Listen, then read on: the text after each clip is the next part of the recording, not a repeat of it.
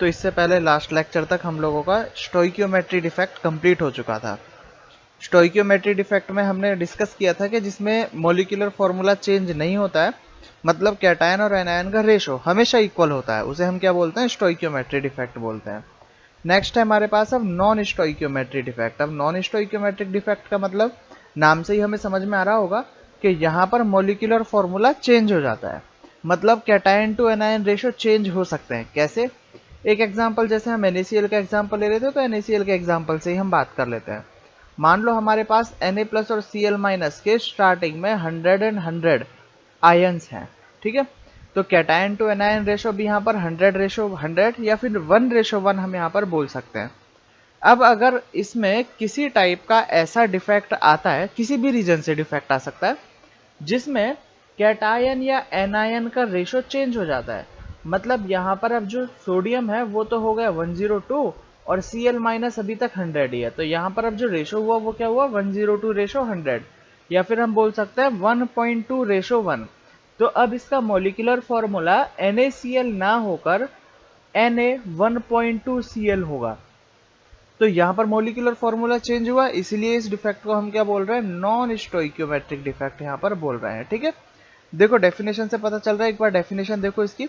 If as a result of imperfection the ratio of number of cation to anion becomes different from that indicated by the ideal chemical formula, the defects are called non-stoichiometric defect. These defect arises either due to excess of metal atom or non-metal atom or presence of impurity or foreign particles. ये किस किस तरीके से, ये अब हम point यहाँ पर नेक्स्ट में स्लाइड में डिस्कस करते हैं, ठीक है। तो देखो नॉन स्टोइकियोमेट्रिक डिफेक्ट के जो टाइप है वो टाइप हमारे पास ये रहे। यहाँ पर कौन कौन से टाइप है, दो टाइप के होते हैं। एक तो होता है हमारे पास मेटल एक्सिस डिफेक्ट और दूसरा है हमारे पास मेटल डेफिशिएंसी डिफेक्ट, ठीक है। अब ये मेटल एक्सिस और मेटल डेफिशिएंसी क्या है, देखिए जैसे एक सिंपल एग्जांपल हम बार बार एक ही एग्जांपल से समझ रहे हैं, तो इसी एग्जांपल को ले रहा हूं मैं, Na plus and Cl minus को। NaCl का हमारे पास ये एग्जांपल है। अब इसमें होगा क्या, इसमें हमारे पास दो टाइप का आयन प्रेजेंट है, एक तो है हमारे पास कैटायन और दूसरा है हमारे पास एनायन। और हम अच्छे से जानते हैं कि जो हमारे पास कैटायन होता है उसे हम एज ए मेटल की तरह प्रॉपर्टीज उसकी मानते हैं, और जो एनायन होता है उसकी प्रॉपर्टी हम कैसे मानते हैं, नॉन मेटल की तरह। क्यों? क्योंकि मेटल ही ऐसा होता है जो इलेक्ट्रॉन डोनेट करने, मतलब कैटायन बनाने की टेंडेंसी रखता है, और जो नॉन मेटल होता है वो हमेशा एनायन बनाने की टेंडेंसी रखता है, इलेक्ट्रॉन को एक्सेप्ट करने की टेंडेंसी रखता है।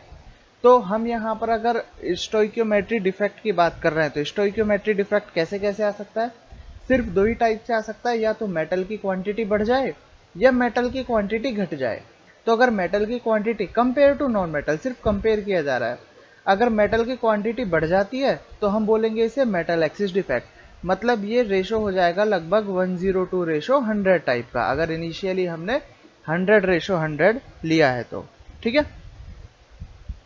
अगर मेटल डेफिशिएंसी डिफेक्ट की बात करें, तो मेटल डेफिशिएंसी डिफेक्ट का मतलब है कि मेटल की क्वांटिटी घट जाएगी, मतलब हम ये बोल देंगे कि 98 रेशो 100 हो जाएगा, नॉन मेटल के कंपेयर टू मेटल क्या हुआ, यहाँ पर डिक्रीज हुआ, तो ये क्या हो जाएगा हमारे पास, मेटल डेफिशिएंसी डिफेक्ट। तो इस तरीके से हमारे पास सिर्फ दो टाइप के नॉन स्टोइकियोमेट्री डिफेक्ट है, metal axis and metal deficiency defect. इसमें हमारे पास जो इंपॉर्टेंट टर्म है जो पूछी जा सकती है वो है मेटल एक्सिस डिफेक्ट। देखो नॉन स्टोइकियोमेट्रिक डिफेक्ट में से और इम्प्योरिटी डिफेक्ट में से बहुत कम चांसेस है कि जेई नीट में क्वेश्चन पूछा जाए, बहुत कम चांसेस है। अगर डिफेक्ट में से क्वेश्चन पूछा जाता है तो शॉर्टकी और फ्रैंकेल में से पूछा जाता है, या वैकेंसी और इंटरस्टिशियल में से। लेकिन अगर फिर भी पूछा जा सके तो हमें इंपॉर्टेंटली इसमें पढ़ना है मेटल एक्सिस डिफेक्ट, और वो भी इसलिए पढ़ना है क्योंकि यहाँ पर कुछ कलर्स शो होते हैं इसलिए, ठीक है। तो कलर्स क्यों शो होते हैं, द कलर सेंटर क्या है, इसके बारे में अब हम यहाँ पर बात करते हैं। देखो हमारे पास नेक्स्ट है मेटल एक्सिस डिफेक्ट। अब मेटल एक्सिस किस तरीके से हो सकता है, मेटल एक्सिस का मतलब हमें मेटल की क्वांटिटी इंक्रीज करनी है। तो मैं यहाँ पर एक डायग्राम बना देता हूँ कैटायन और एनायन का। पहले एक आइडियल डायग्राम बना रहा हूँ, आइडियल डायग्राम मतलब जो एक परफेक्ट क्रिस्टल होता है प्लस माइनस का, ताकि अच्छे से समझ में आए।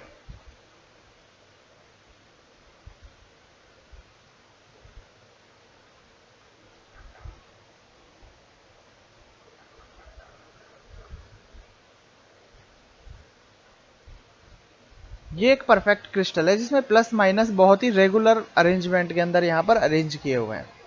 हमें क्या करना है, हमें मेटल की क्वांटिटी बढ़ानी है, मतलब कैटायन के रेशो को हमें इंक्रीज करना है। तो हम कैटायन के रेशो को कैसे इंक्रीज कर सकते हैं?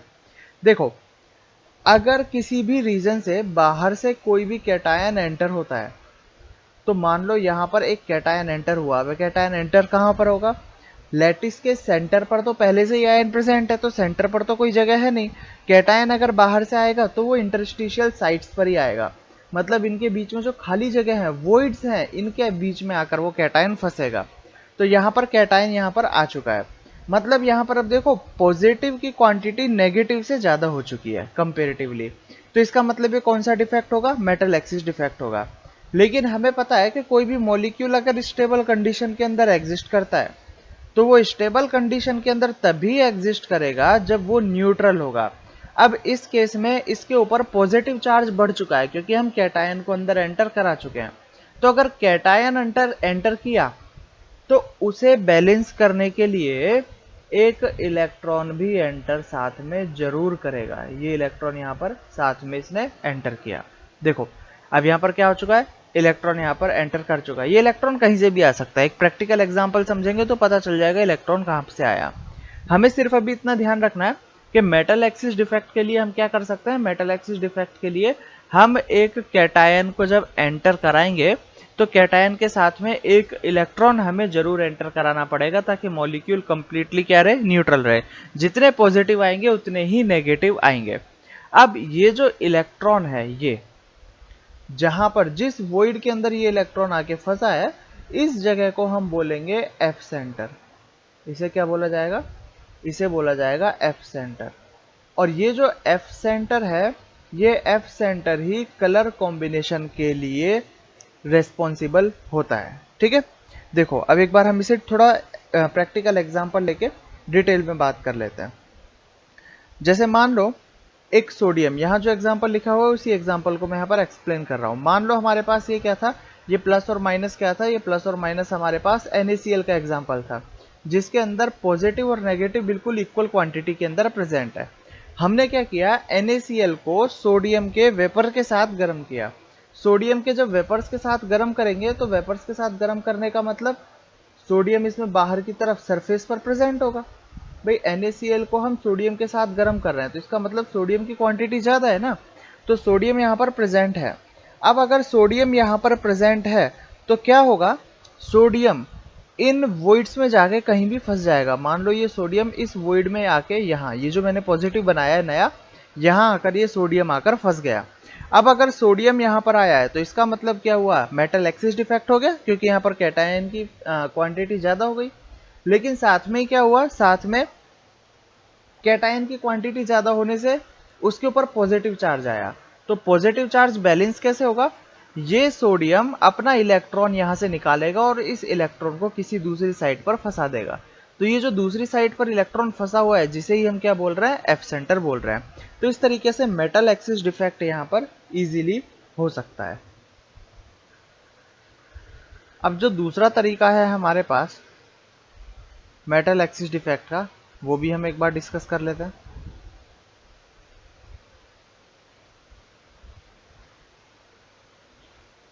देखो एक मेथड में हमने क्या किया, अभी जो हमने मेथड समझा है उसमें हमने कैटायन की एंट्री कराई है। कैटायन की एंट्री कराने से मेटल की क्वांटिटी ज़्यादा होगी तो हम उसे बोल रहे हैं मेटल एक्सिस। दूसरे तरीके में हम क्या करेंगे, दूसरे तरीके में हम एनायन को बाहर निकाल देंगे। मतलब मान लो अगर 100 और 100 Na और Cl हैं तो मैं दो एनायन मतलब Cl माइनस को अगर यहाँ से बाहर निकाल दूँ तो ये 100 रेशो 98 रह जाता है। तो कंपेरेटिवली देखोगे तो यहाँ पर सोडियम की क्वांटिटी ज़्यादा है, तो भी ये मेटल एक्सिस है। ठीक है, इससे पहले हमने क्या पढ़ा था, इससे पहले पढ़ा था हमने ये कि अगर इनिशियली 100 है तो मैं सोडियम की एंट्री करा देता हूँ, मतलब 101 रेशो 100 हो जाएगा, तो ये भी मेटल एक्सिस है। कंपेरेटिवली यहाँ पर अभी भी मेटल ही ज़्यादा है। तो ये था हमारे पास केस 1 जो भी हमने पढ़ा था। अब हम पढ़ेंगे केस 2। इस केस में देखो किस तरीके से होगा कि मान लो अगर मैं सोडियम को अगर मैं NaCl को सोडियम के वेपर्स के साथ हीट करता हूँ तो अगर NaCl को सोडियम के वेपर्स के साथ हीट किया जाएगा तो क्या होगा, बाहर जो सरफेस पर सोडियम चिपका हुआ है, NaCl की सरफेस पर जो सोडियम चिपका हुआ है उससे रिएक्शन करने के लिए NaCl के Cl minus ion lattice point छोड़कर बाहर सरफेस पर चले जाएंगे। ठीक है, इसका मतलब क्या हुआ, मतलब कुछ इस तरीके से था कि हमारे पास ये एक सॉलिड था NaCl का, यहां पर बाहर कौन चिपक गया, बाहर चिपक गया यहां पर सोडियम, ओनली Na। तो इसमें जितने भी Cl माइनस थे, ठीक है, सफिशिएंट क्वांटिटी के अंदर, उनमें से कुछ Cl माइनस आयन अपनी जगह छोड़ेंगे और यहां पर आकर इस सोडियम के साथ चिपक के क्या बना लेंगे, NaCl बना लेंगे।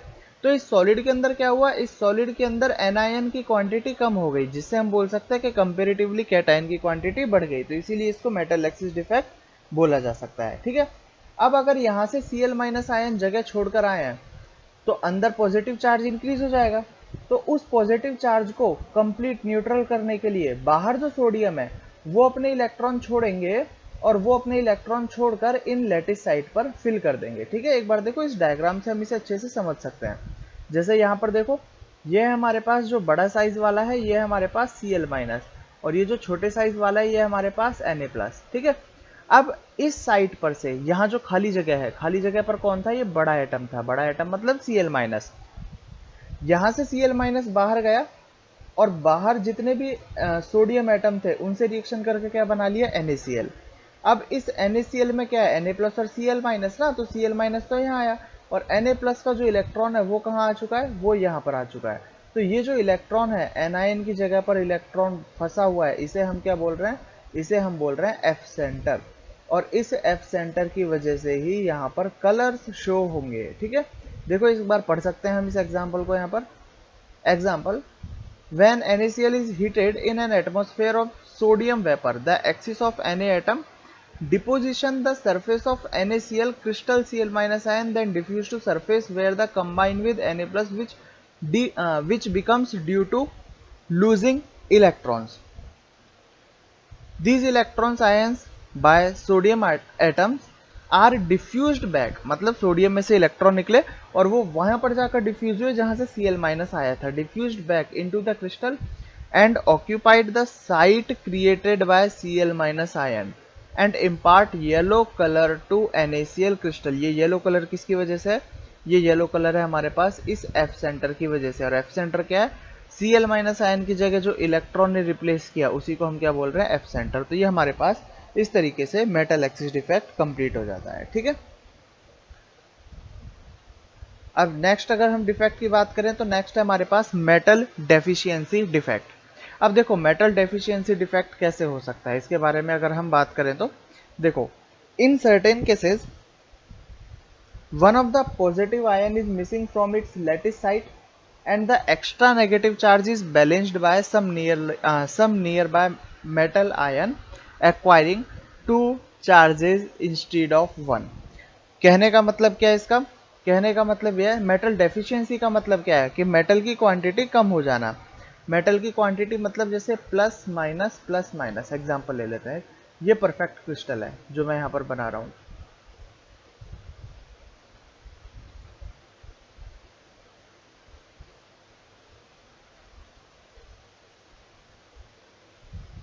ये परफेक्ट क्रिस्टल है। अब देखो क्या होगा, होगा ये कि यहां से मेटल डेफिशिएंट है, मतलब मेटल की क्वांटिटी को कम करना है, तो यहां से ये पॉजिटिव आयन अपनी जगह छोड़कर बाहर चला जाएगा। ठीक है, लेकिन जब ये पॉजिटिव आयन बाहर गया तो यहां पर क्या होगा, चार्ज अनबैलेंस हो जाएगा। अब इन चार्ज, इस पूरे कंप्लीट सॉलिड के अंदर चार्ज अनबैलेंस है, अब उसे न्यूट्रल करने के लिए इनमें से कोई सा भी कैटायन अपना चार्ज इंक्रीज कर लेगा। ठीक है, और अपना चार्ज इंक्रीज करने के बाद उस चार्ज को वापस ये बराबर कर देगा। कहने का मतलब, जैसे मान लो यहाँ पर FeO है, अब Fe हमें पता है कि दो टाइप से एग्जिस्ट करता है, एक तो Fe+2 से एग्जिस्ट करता है और एक Fe+3 से एग्जिस्ट करता है। ठीक है, आयरन की दो ऑक्सीडेशन स्टेट हो सकती हैं पॉसिबल, +2 एंड +3। अब यहाँ पर जो FeO है, अगर ये कंप्लीट क्रिस्टल परफेक्ट क्रिस्टल है तो यहाँ पर ओनली 100% तो Fe+2 होंगे और 100% O-2 होंगे। लेकिन बाई चांस अगर कुछ केस ऐसा हो जिसमें से 3 Fe+2 आयन बाहर चले गए, 3 Fe+2 आयन बाहर चले गए, तो टोटल कितना चार्ज बाहर गया? +6। ठीक है, 3 आयन बाहर गए हैं +2 वाले। अब इस +6 को बैलेंस करने के लिए हमें क्या करना पड़ेगा? 2 Fe+3 वाले आयन उनकी जगह एंटर कराने पड़ेंगे, 2 Fe+3 वाले आयन उनकी जगह एंटर कराने पड़ेंगे। तो देखो +6 चार्ज फिर से क्या हो जाएगा? अपना बैलेंस हो जाएगा। तो मेटल डेफिशिएंसी डिफेक्ट सिर्फ उन्हीं में हो सकता है जिनके अंदर इस टाइप की वेरिएबल वैलेंसी हो सकती है। जैसे देखो वेरिएबल वैलेंसी किस किस में हो सकती है? जितने भी ट्रांजिशन एलिमेंट है वो वेरिएबल वैलेंसी के अंदर आते हैं। तो यहाँ पर जितने भी एग्जांपल है वो देखोगे, एग्जांपल कौन कौन से हैं यहाँ पर हमारे पास? FeO है, FeS है और NiO है, ये सभी वेरिएबल वैलेंसी वाले हो सकते हैं। और भी बहुत सारे एग्जांपल है, जितने भी हमारे पास डी ब्लॉक में है लगभग सभी वेरिएबल वैलेंसी शो करते हैं, तो वहां से कोई भी एग्जांपल यहाँ पर लिखा जा सकता है। तो ये है हमारे पास metal deficiency defect. Metal deficiency defect के बाद आता है हमारे पास impurity defect. Impurity defect, impurity defect में सबसे जो फेमस एग्जांपल है वो है हमारे पास सेमीकंडक्टर्स में डोपिंग का।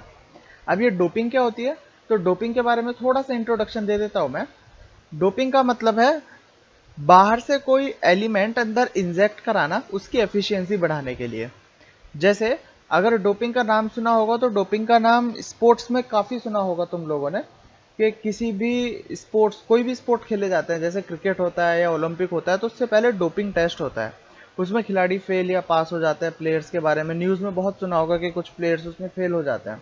तो इसका डोपिंग का मतलब क्या है? इस डोपिंग का मतलब ये है कि वो प्लेयर्स क्या करते हैं, वो प्लेयर्स कुछ ड्रग्स अपने अंदर इंजेक्ट करते हैं और उस ड्रग्स से उन खिलाड़ी की एफिशिएंसी इंक्रीज हो जाती है, मतलब जो उनकी नॉर्मल एफिशिएंसी है उससे ज़्यादा एफिशिएंसी उनकी हो जाती है। इसीलिए डोपिंग को इलीगल माना गया है कि वो अपनी 100% एफिशिएंसी से ना खेल के 100+ एफिशिएंसी से खेलते हैं, तो इसलिए उसे इलीगल माना जाता है। अब यहाँ पर डोपिंग का मतलब क्या है? जैसे हम सेमीकंडक्टर्स की बात करें तो सेमीकंडक्टर्स का मतलब हमें पता है कि जो नॉर्मल टेम्परेचर पर इलेक्ट्रिसिटी के बैड कंडक्टर होते हैं, लेकिन थोड़ा सा टेम्परेचर बढ़ाने पर इलेक्ट्रिसिटी के गुड कंडक्टर हो जाते हैं, उसे हम सेमीकंडक्टर बोलते हैं। मतलब ये हुआ कि ये इलेक्ट्रिसिटी के ना तो बैड और ना गुड कंडक्टर होते हैं, इंटरमीडिएट इनको बोला जा सकता है। अगर इन सेमीकंडक्टर्स में बाहर से कोई एलिमेंट इंजेक्ट किया जाए या बाहर से कोई एलिमेंट इनके अंदर मिक्स किया जाए और उन मिक्स करने से उनकी एफिशिएंसी, मतलब उनकी कंडक्टिविटी अगर इंक्रीज हो जाए, तो उसी को हम क्या बोलेंगे? उसी को हम बोलेंगे डोपिंग या फिर इम्प्योरिटी इफेक्ट। ठीक है, इम्प्योरिटी का मतलब हमें समझ में आ रहा है। इम्प्योरिटी डिफेक्ट का मतलब हमें बाहर से कुछ ना कुछ उसके अंदर मिक्स करना है। डेफिनेशन देखो, These defects are arises when foreign atoms मतलब बाहर से हमें कोई भी एटम लाके इसके अंदर मिक्स करना है। foreign atoms are present at the lattice site in place of host atom, जो उसके नॉर्मल पहले से एटम थे, प्रेजेंट थे, उनको हम किससे रिप्लेस कर रहे हैं? फॉरेन एटम से उनको रिप्लेस कर रहे हैं। और it is present at the vacant interstitial site. Example interstitial site पर भी प्रेजेंट हो सकते हैं, जैसे एन टाइप सेमीकंडक्टर और पी टाइप सेमीकंडक्टर। अब ये जो एन टाइप और पी टाइप सेमीकंडक्टर है ये जेई नीट के सिलेबस में तो है, लेकिन इस चैप्टर का पार्ट नहीं है। ये एक्चुअल में फिजिक्स में बहुत डिटेल में पढ़ाए जाते हैं, P type semiconductor and N type semiconductor. तो यहाँ पर मैं इनका सिर्फ एक छोटा सा इंट्रोडक्शन दे रहा हूँ, बाकी इस चैप्टर में इनका कोई पार्ट नहीं है, और जो छोटा मोटा पार्ट है वो बोर्ड में तुम लोग इसे कवर कर चुके होंगे। तो इसमें कंडक्टर्स को, बैड कंडक्टर क्या होते हैं, बैंड थ्योरी क्या होती है, गुड कंडक्टर्स क्या होते हैं, सेमीकंडक्टर्स क्या होते हैं, मैं यहाँ कवर नहीं करा रहा हूँ। ठीक है, इम्प्योरिटी डिफेक्ट के बारे में थोड़ा सा मैं यहाँ पर इंट्रोडक्शन दे देता हूँ। जैसे अगर हम पीरियडिक टेबल की बात करें तो पीरियडिक टेबल के हिसाब से जो एलिमेंट्स की पोजीशन है वो ये है, boron family, carbon family and nitrogen family. ये बोरॉन फैमिली के एलिमेंट, ये कार्बन फैमिली के, एंड ये नाइट्रोजन फैमिली के। ठीक है, इनके इलेक्ट्रॉनिक कन्फिग्रेशन हम जानते हैं। बोरॉन फैमिली का इलेक्ट्रॉनिक कन्फिग्रेशन है p1, नाइट्रोजन फैमिली का तो नाइट्रोजन फैमिली का इलेक्ट्रॉनिक कन्फिग्रेशन है p3, कार्बन फैमिली का p2 एंड बोरोन फैमिली का p1। अब अगर यहाँ पर हम आउटर मोस्ट शेल के इलेक्ट्रॉन की बात करें तो बोरोन फैमिली में आउटर मोस्ट शेल में इलेक्ट्रॉन होते हैं टोटल 3, कार्बन फैमिली में होते हैं 4 एंड नाइट्रोजन फैमिली में होते हैं 5। यहाँ पर जो सेमीकंडक्टर्स होते हैं वो सेमीकंडक्टर है हमारे पास सिलिकॉन एंड जर्मेनियम। अब देखो इम्प्योरिटी डिफेक्ट कैसे होगा। इम्प्योरिटी डिफेक्ट का मतलब है कि अगर मेरे पास सेमीकंडक्टर कोई भी सिलिकॉन है तो सिलिकॉन के अंदर सिलिकॉन के बहुत सारे एटम्स प्रेजेंट होंगे। मुझे क्या करना है, उनमें से कुछ सिलिकॉन एटम को रिप्लेस करना है, या तो बोरोन फैमिली वाले एटम से या नाइट्रोजन फैमिली वाले एटम से। अब बोरोन और नाइट्रोजन फैमिली वाले एटम से रिप्लेस करने में उनमें क्या डिफरेंस आता है वो हम यहाँ पर देखते हैं। जैसे फर्स्ट डायग्राम यहाँ पर दिया हुआ है, देखो यहाँ पर सिलिकॉन हमारे पास एटम था तो बहुत सारे सिलिकॉन यहाँ पर प्रेजेंट है, सिलिकॉन के अंदर एटम्स बहुत सारे प्रेजेंट है। हमने क्या किया, बीच में से एक सिलिकॉन को निकाला और उसे रिप्लेस कर दिया बोरोन से। दिखाई दे रहा होगा यहाँ पर बी लिखा हुआ है।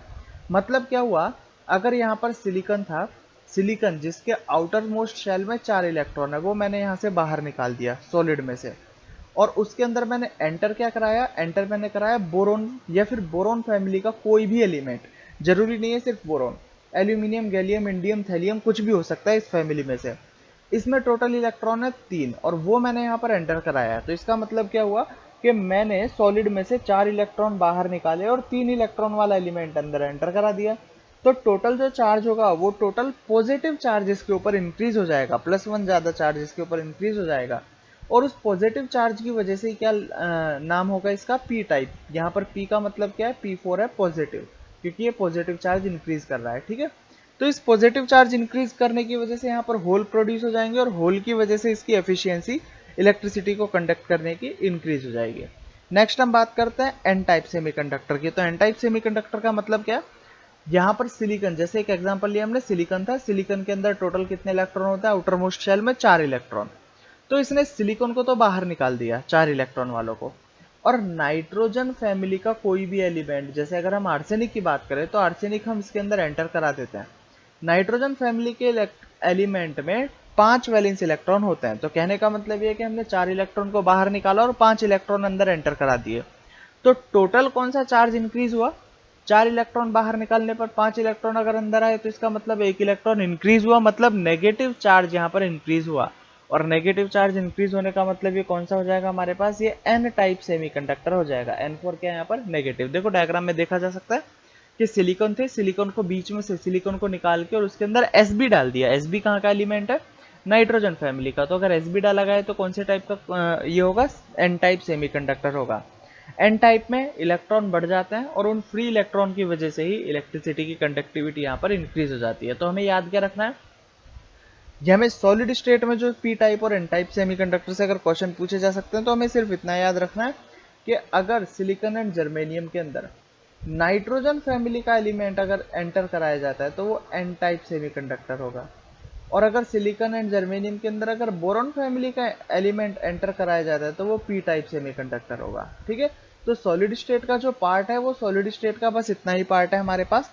इसके अलावा जो मैग्नेटिज्म आता है और बैंड थ्योरी आती है वो बोर्ड में तुम लोग कंप्लीट कर चुके हो, और वो जेई नीट का पार्ट नहीं है, उसमें से रेयरली कोई क्वेश्चन पूछा जाता है, और जो क्वेश्चन पूछा जाएगा जब ये डिटेल टॉपिक आएंगे तब हम इसे डिस्कस करेंगे। तो सॉलिड स्टेट का जितना भी हमारे पास इंपॉर्टेंट टाइप का पार्ट था जहां से क्वेश्चन पूछे जाते हैं वो सभी कंप्लीट हो चुके हैं। 100% सभी टॉपिक्स हमारे पास यहाँ पर क्लियर कंप्लीट हो चुके हैं। अब हमें क्या करना है, अब हमें सिर्फ और सिर्फ क्वेश्चन प्रैक्टिस यहाँ पर करनी है। बहुत सारे क्वेश्चन तुम्हें गिवन है पहले से और आगे भी दिए जाते रहेंगे, तो जितने भी क्वेश्चंस अवेलेबल है वो सभी सॉल्व करो और प्रीवियस ईयर्स के क्वेश्चंस यहाँ पर सॉल्व करो। तो क्वेश्चन प्रैक्टिस करनी है। चैप्टर हमारा कंप्लीट हो चुका है, थ्योरेटिकल टॉपिक यहाँ पर सभी कंप्लीट हो चुके हैं। ठीक है।